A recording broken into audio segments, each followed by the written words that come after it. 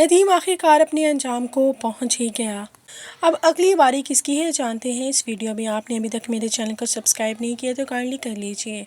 Behzad کا بھانجا اسے وہ والی فائل آ کے دے دیتا ہے جو وہاب درانی نے ندیم کو دی ہوئی ہوتی ہے، جس کے مطابق اس کی کروڑوں کی زمینیں اس کی بہرحال ہو ہی جانی تھی، کیونکہ اگر اس نے پارس کو وہاب تک پہنچا دیا تھا اور وہاب اس کے ساتھ شادی کر لیتا تو یہ ڈیل بہت ہی زبردست ڈیل ہونے والی تھی۔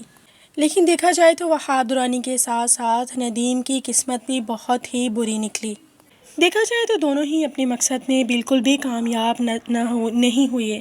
مریم کے مائیوں پہ سب ہی بے حد خوش نظر آ رہے ہوں گے، جبکہ دوسری طرف زوار کے باپ کو یہی ٹینشن ہے کہ زوار کہیں ریشم کے ساتھ شادی کرنے سے انکار نہ کرتے، کیونکہ زوار کے باپ کی نظریں زوار پر ہی ہے۔ جس طرح زوار کا تلخ لہجہ اور جس طرح سے وہ ریشم سے دوری کیے ہوئے ہے اور پارس کے نزدیک ہوتا ہوا نظر آ رہا ہے، تو اس کے باپ کو یہ سب کچھ نظر آ رہا ہے اور اس کو یہی ٹینشن ہے کہ کہیں وہ پارس کے نزدیک نہ ہو جائے۔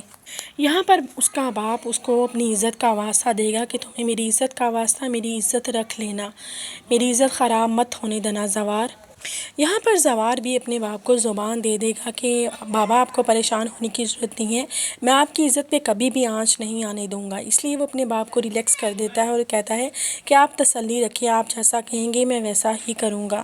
دوسری طرف ریشم، جس کو صاف نظر آ رہا ہے کہ زوار پارس کے بے حد قریب ہے، تو اس لیے وہ پارس کو جلانے کی خاطر اس سے بولے گی کہ کیا آپ میرے اور زوار کی شادی پر بھی آئیں گی؟ تو پارس اس کی طرف دیکھتی ہے لیکن آگے سے کوئی جواب نہیں دیتی۔ پارس کو بے حد دلی دکھ ہے کہ زوار پہلے سے انگیج ہے، کیونکہ پارس زوار کو بے حد چاہتی ہے اور پارس کبھی بھی نہیں چاہے گی کہ زوار اس سے دور ہو۔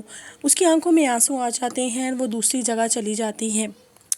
دوسری طرف زوار جب دیکھتا ہے کہ پارس مائیوں میں نظر نہیں آ رہی تو وہ پچھلی طرف جاتا ہے، تو وہاں پر پارس کھڑی ہوئی رو رہی ہوتی ہے۔ تو زوار اس کے پاس جاتا ہے اور اسے کہتا ہے کہ پارس آپ روئیں مت، میں آپ کی آنکھوں میں آنسو نہیں دیکھ سکتا۔